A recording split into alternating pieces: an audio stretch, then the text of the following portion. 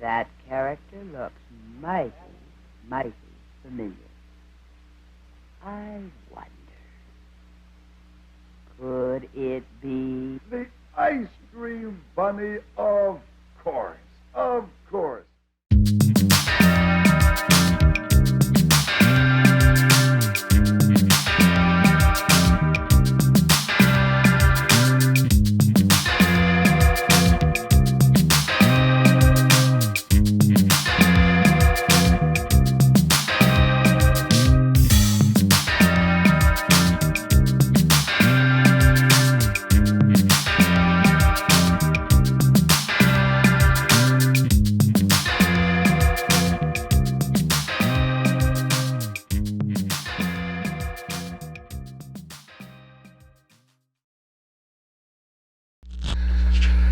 Hey gang, sorry I'm a little shook up. I knocked the tree over.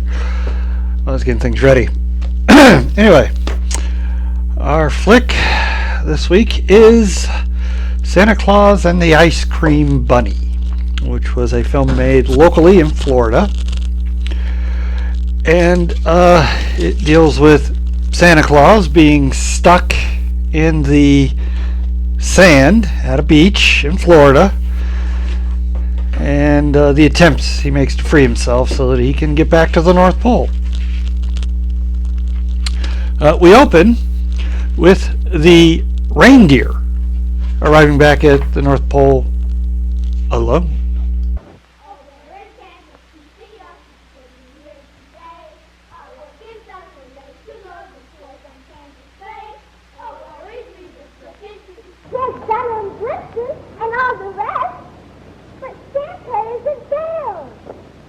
Where could Santa be?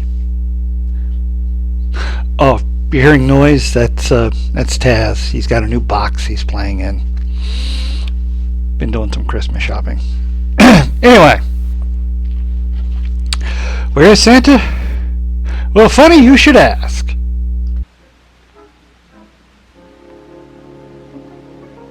poor Santa? What would he do? Yeah, I bet he's hot, being in those clothes in Florida. What would he do? Why, what else? He's going to call telepathically to a bunch of nearby children that are playing at school. Girl,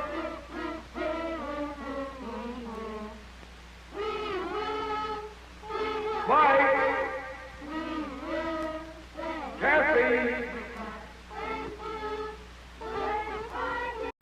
But it's not just real kids that are going to help him.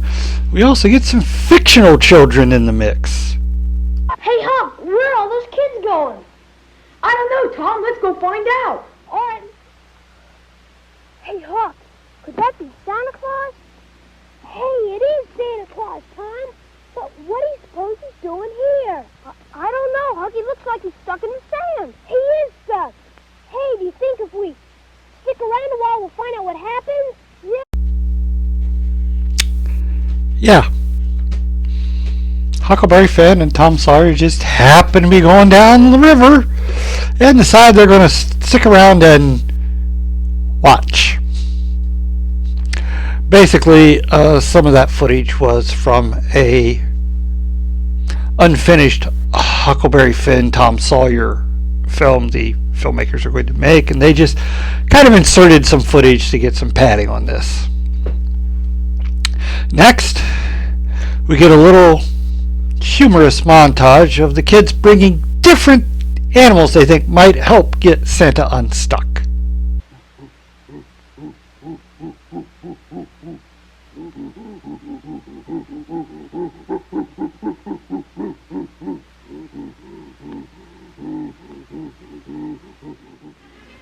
That's it. Back him in. Bring him in. Bring him in. Come on, you have to try harder. No, I guess not. It just simply isn't going to work. Oh, no,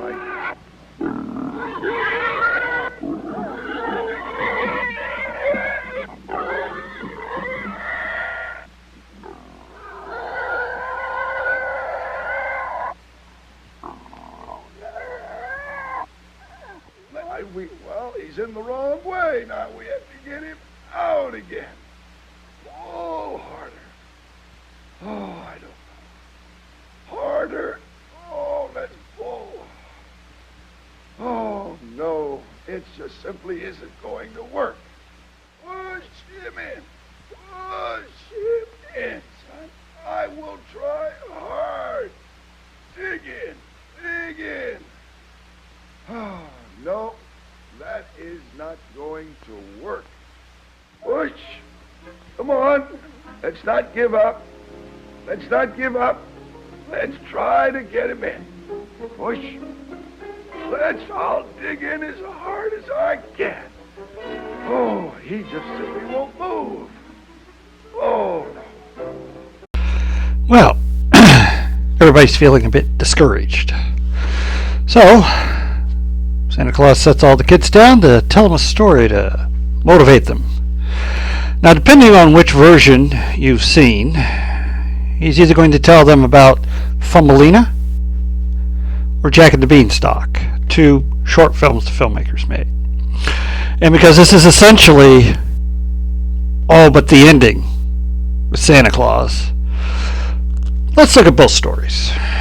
First, Thumbelina, which has its own set of credits that open up. They didn't even edit that part out. Just slapped it in there. Where a young girl, teenager, is enjoying the rides at Pirate World, a local Florida amusement park. Incidentally, this is the last actual footage of the park in action because it closed a few years after this film was released. Anyway, she goes into the Thumbelina Pavilion, which is basically just a group of dioramas of the Thumbelina story while someone over a loudspeaker narrates it as Mrs. Mole.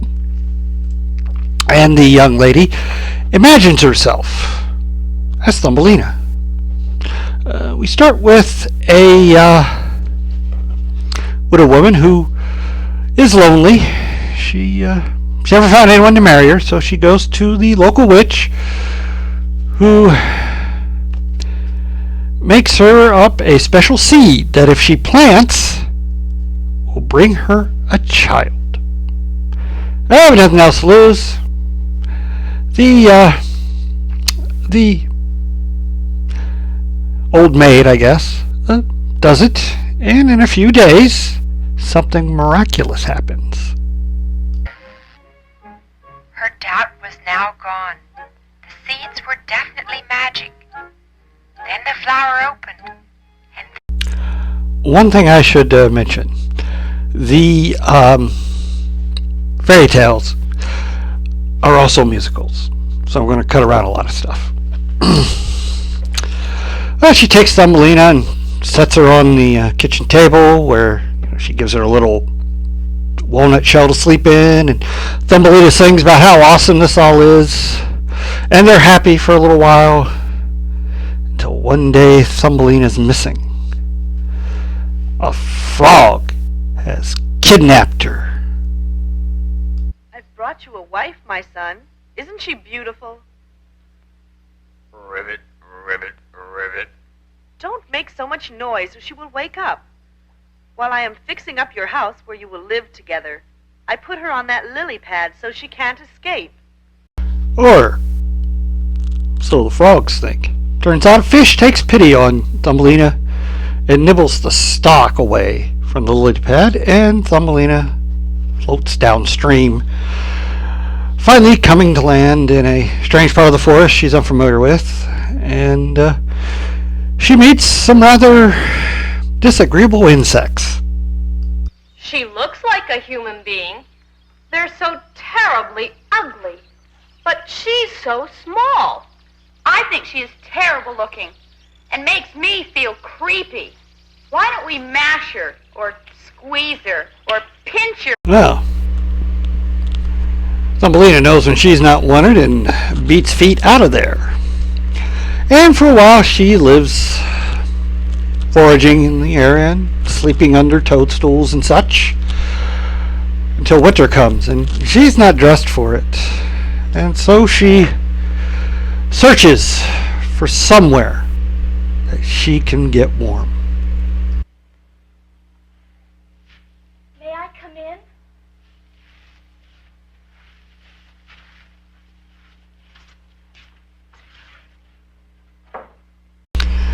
And Mrs. Mole is introduced into the story. She takes Thumbelina in, allows her to stay there for the winter, shares food with her, and in return, Thumbelina cleans and helps her out with the chores, as Mrs. Mole is an older widow. Spring comes and Thumbelina starts to wander outside again because she so loves the sun. And when she comes back, she meets a visitor of Mrs. Mole. Hello. Thumbelina, dear, I would like you to meet Mr. Digger. He lives near here, but he goes south for the winter. Now that it is spring, he is back again. Well, Mr. Digger, impressed with Thumbelina's story, invites her to see his home. While going through the tunnel, they find a bird that has been frozen. Apparently it didn't go south soon enough and got froze to death there in the tunnels. Well, anyways, Mr. Digger takes Thumbelina to his home, shows her all his cool, expensive stuff. He spent his life collecting and earning money and great art and everything. And as he and Thumbelina talk, Mr. Digger gives her a option. I have a beautiful home and more than enough money to last you all your life. I hesitate in asking you, but under the circumstances, I think it would be appropriate. Thumbelina, will you marry me? Well, Thumbelina needs to think about that. Mr. Digger understands it is kind of a sudden turn of events. While she ponders it, she finds that the bird actually isn't dead. It's suspended. So she gets some blankets and warms it up, and then nurses him back to health, and in return, the bird flies away. But Thumbelina has already decided to marry Mr. Digger. If for nothing else, then Mrs. Mole's sake. She doesn't have enough food for the two of them. And it would be hard for her and Thumbelina to live together anymore. So she agrees to marry Mr. Mole. Come the day of the wedding, Thumbelina's taking one last walk in the sunshine, as she'll then live forever in a hole, when she runs into her friend the bird. Tomorrow I must marry Mr. Digger, the mole. He's old and ugly and wants to live underground all the time. I will no longer get to see the forest and the butterflies and the beautiful blue sky. Do you love him? No. She does respect him, though. And there's the whole Mrs. Mole thing. Well, her friend the bird won't have that, and he convinces her to leave with him. And he flies her to the land of the flower people. Your Majesty, this little girl says her name is Thumbelina, and she was also born in a flower. You're finally here. Our history books have said that someday the rightful queen of the flower children would come. Her name would be Thumbelina, and she would become my wife. Whoa, whoa, whoa! Thumbelina says, hey, I just met you. Back off. Kindly, though. And he realizes he kind of broadsided her with that, and says they'll be friends. And as they get to know each other, they do fall in love and get married. Mr. Bird has discovered where Thumbelina's mother is, and he goes to her to let her know that Thumbelina is okay and is queen of the flower people now. And Mr. Digger marries Mrs. Mole. So, happy ending all around. Now, are you ready for the surprise ending of this? When the girl goes back to meet her boyfriend. No? Good, because it's not really a surprise.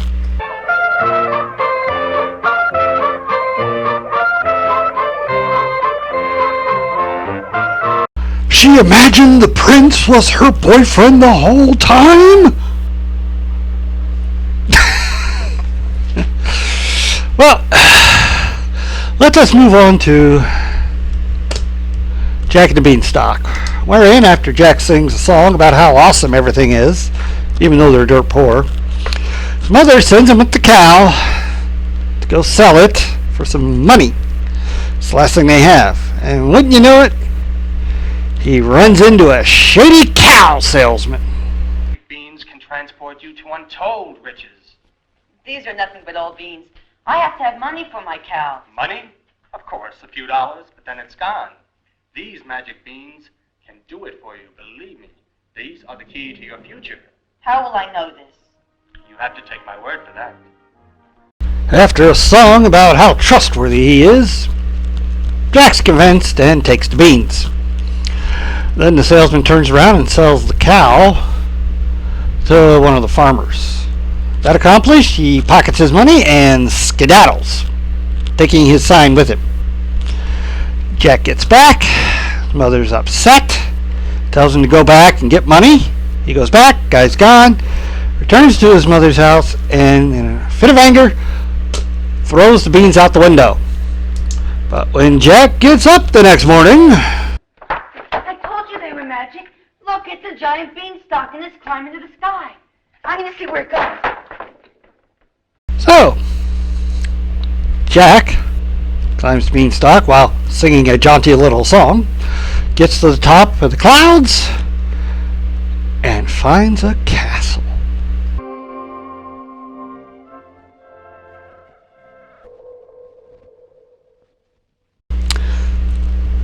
Sneaking into the castle, Jack sees Mr. and Mrs. Giant and some other interesting things. Ah, that's more like it. Is it all right with you, dear, if I go to market now? All right. I'll take a nap. Before this, of course, the giant sang the Fee-Fi-Fo-Fum song about how he smells the blood of an Englishman. Anyway, after he's asleep, Jack sneaks up on the table, swipes the goose that lays the golden eggs, and skedaddles back down the beanstalk. Come on, little hen, just like you did for the giant.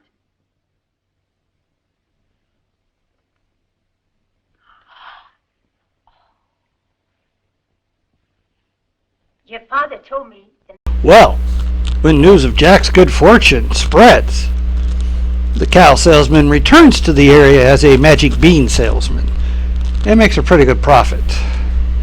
Then, knowing the beans won't work because the ones he gave to Jack he got from a special place, he skedaddles again before they tar and feather him. Meanwhile, Jack, somehow, they kind of skipped over this, I think, is going to go back up to Beanstalk to get the golden harp that had belonged to his father. But the giant,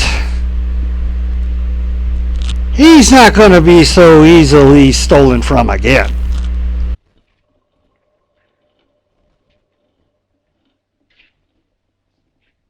Look what you've done to the table. I don't care. I'm going to catch that thief, and when I do, this will crush his bones. Of course, Jack's not so easily tricked by such an obvious ruse and unties the rope from the harp and ties it to another object, which then, when the giant realizes he's being robbed, gets clunked in the head, giving Jack enough time to get to the beanstalk first to start climbing down. But this time, The Giant's coming too.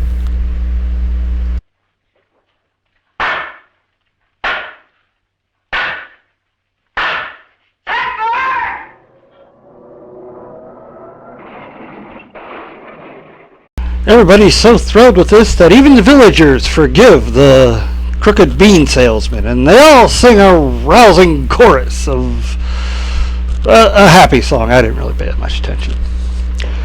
Well, after either of these stories, the kids are so fired up now with determination, they run to Pirate World and come back with the ice cream bunny in his fire truck.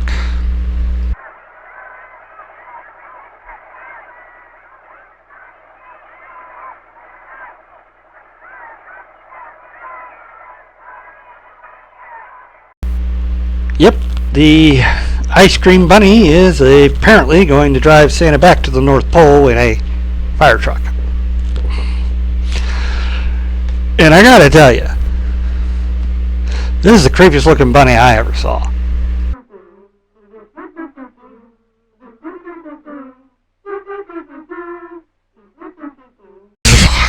Man, that's not the stuff of nightmares. Anyway, now that Santa has gone, Huck and Tom head back to the creek or stream or wherever it was they had the raft. And then we have a scene that makes the entire film pointless.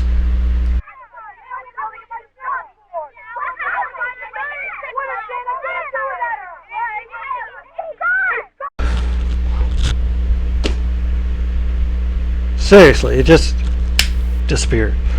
Why couldn't he do that before?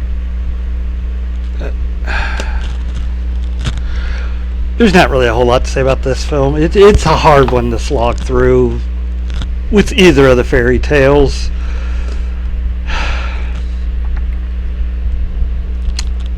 Part of the problem is there's almost no budget here.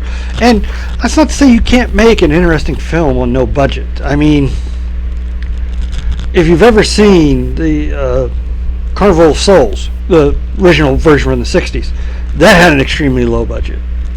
Same with, well, no, I can't say Night of the Living Dead. They had a lot of investors, and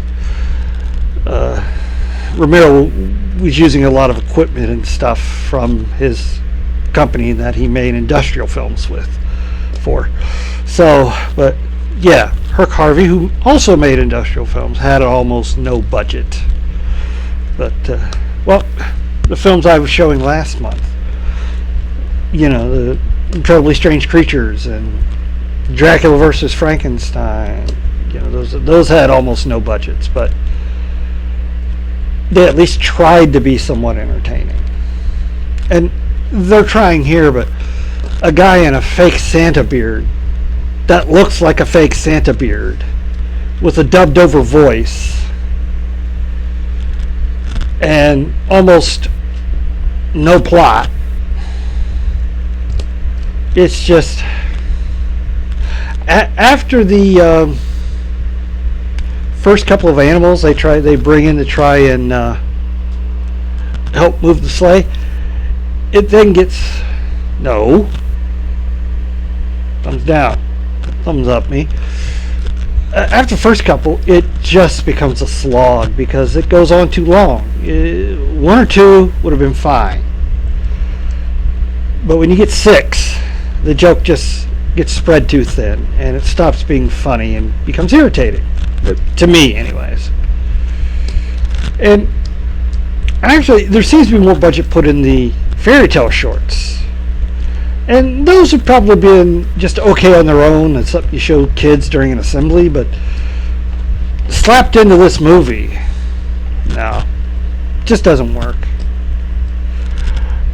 It looks more like it was something they were using to promote Pirate Land, which doesn't really, except for the rides, but man, that bunny, oh man, that bunny is just awful. Anyway, I mean, that's all I can say about this one. Usually I try to find some good stuff here, but no. Except for a couple of jokes, there's really nothing. I can't even imagine a 5-year-old would be entertained by this, which looks to be its intended audience, maybe. If not other grade school ages, but no. It's probably the worst, no, one of the worst films I've ever looked at here on this channel. Well, please hit like, share, and subscribe, and believe it or not, after the credits I do have a favorite scene.